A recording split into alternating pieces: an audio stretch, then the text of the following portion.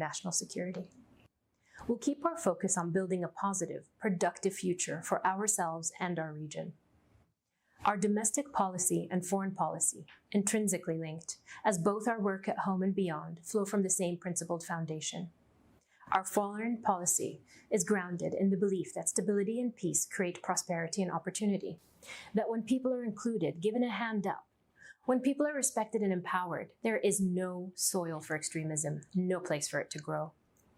Simply put, we believe nations can better focus on domestic economic prosperity and social fulfillment when they're not disproportionately concerned with extreme political ideology and military adventurism. Extremism, terrorism, fanaticism, and stability and prosperity, they're mutually exclusive. Countries must choose, and we have. The kingdom has chosen economic and social transformation, social progress and cultural advancement, an economy driven by the principles of inclusion, diversity, and empowerment. Investing in our people is in a visionary economy that creates boundless opportunities and builds a better, healthier planet. This is the region, the world we imagine. And we're prepared to advance this future, create the model for our region, and in an ideal world, we'd turn all the red lights green and we'd put the pedal to the floor. But our foreign policy agenda, our preference for stability and shared prosperity, it's not shared by all. In our neighborhood, there are divergent worldviews, competing concepts on international relations, conflicting notions on what denotes progress and reform, differing ideas on the value of peace and stability, differing ideas on who deserves to live and die. There are those who want to burn it all down, destabilize everything that is stable, those who have no interest in building, only in destroying, no interest in stability and prosperity, only upheaval, disorder, confusion, and turmoil. No interest in coexistence, only uncompromising, intransigent ideology and dogma. Some are extremist rogue actors and terrorists, like ISIS and Al-Qaeda. Some are terrorist proxies of state sponsors of terror, like the Houthis and Hezbollah. Some are state sponsors of terror, like Iran. That's one side, and we are firmly on the other. There's a reason Saudi Arabia is on the ascent and Iran on the decline. A reason why Saudi Arabia is president of G20 and Iran is isolated, sanctioned, and ostracized. A reason why Saudi students who study abroad return home and Iranian youth flee. A reason why the kingdom is attracting talent and Iran is experiencing a debilitating brain drain. It's because while our agenda is stability and prosperity, Iran's is aggressive expansionism and support for terrorist proxies rather than their own families and children. The kingdom and Iran have historic ties that bind our people and nations, but our nations have gone separate directions. Iran remains stuck in 1979. It's still fighting Khomeini's revolution. Every time an Iranian missile is launched by the Houthis towards our cities, we're reminded.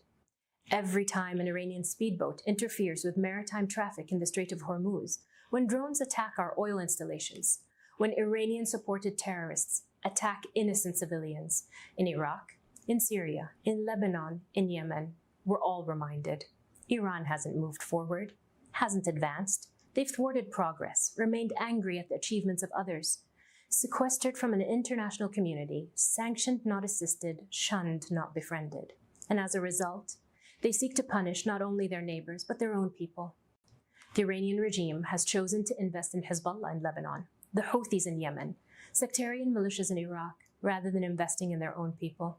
Their own people who would choose opportunity, stability, and prosperity if given the chance.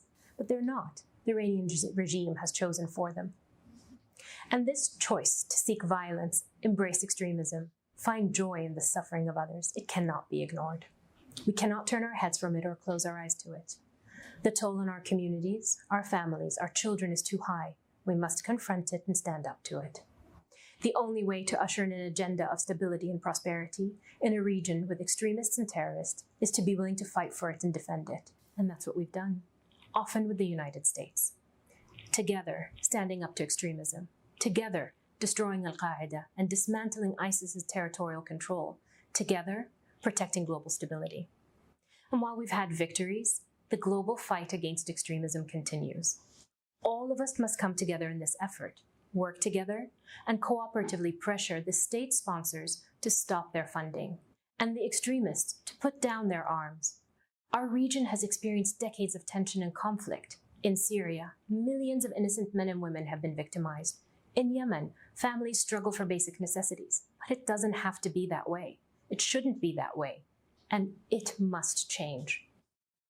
There's a future where cooperation brings nations together, where prosperity fuels stability across the region, where Sunni and Shia turn to dialogue, where religious tolerance is the guiding light, where economic and social reforms spur development and advancement, where from Iraq to Yemen, we can turn the page on hostility and focus on post-conflict recovery.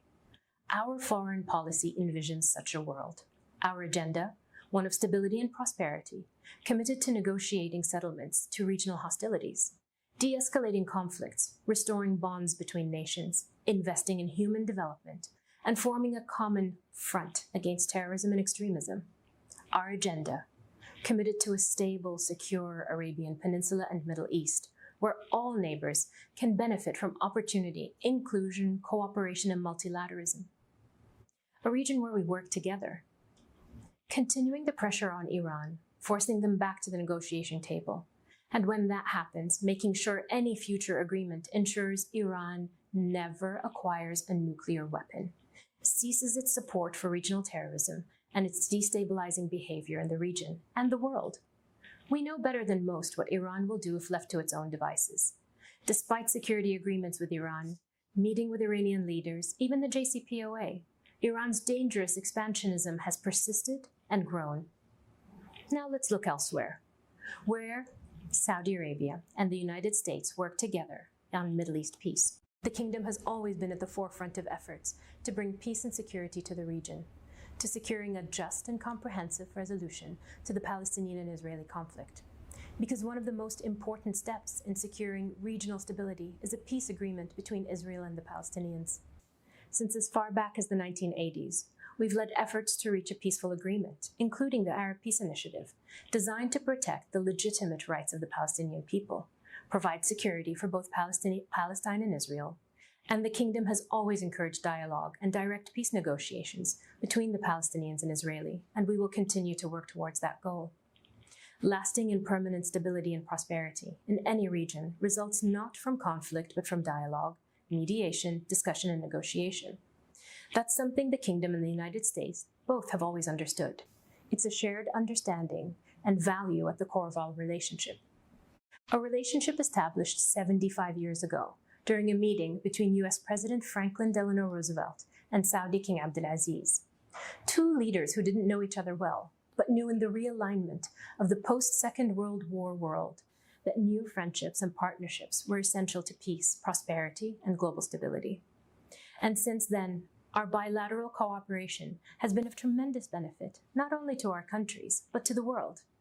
We've worked together to stabilize global energy markets and worked together as geopolitical partners, confronting common foes, defeating communism, and ending Saddam Hussein's occupation of Kuwait. There's a reason the US-Saudi relationship is so strong, why our partnership has endured 8 decades, why despite bumps and bruises, our friendship persists and perseveres, why our alliance has helped keep both nations secure, why it's strengthened the global economy, why it's been key to maintaining peace and stability regionally and around the world. It's because we've chosen a common path, because we have more in common than divides us, because we feel a shared responsibility to be positive, constructive, progressive forces in this world. That's what's kept our nations allied and kept our people united. Our partnership is bipartisan. It's a relationship that has been valued by both Democratic and Republican administrations. Our relationship is far deeper than just one Saudi leader or one American president. More than 40,000 Saudi students attend college and university in the US each year, bringing our communities together, building long-lasting ties between our nations. Such strong ties, in fact, that in response to the pandemic, some Saudi students didn't return to the kingdom, but stayed in their adopted communities, on the front lines, contributing and assisting. That's the strength of our bilateral relationship and why it continues to grow. And with the kingdom's global role expanding, exemplified by our G20 presidency, our responsibilities in the region, the Middle East and the Gulf, continue to escalate.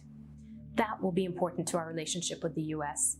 As our economic, social, and cultural reforms strengthen the kingdom, we'll be even better positioned as the most dependable US ally in the region. We'll be able to take on a larger leadership role in the region and shoulder a greater share of the burden, all while maintaining the same focus on peace, stability, and prosperity. We believe our region is stronger when it's more secure and prosperous, and we're willing to work with anyone who shares those values. The Arab world is at the crossroads of the world. Historically, it's been an incubator of ideas and thought, advancements in medicine, great literature, law, and philosophy. We believe it can be that again, through stability and prosperity, a hub of advancement and transformation and change, a model for building a more inclusive and diverse society. This is the new Saudi Arabia. This is the real Saudi Arabia. Thank you for your time.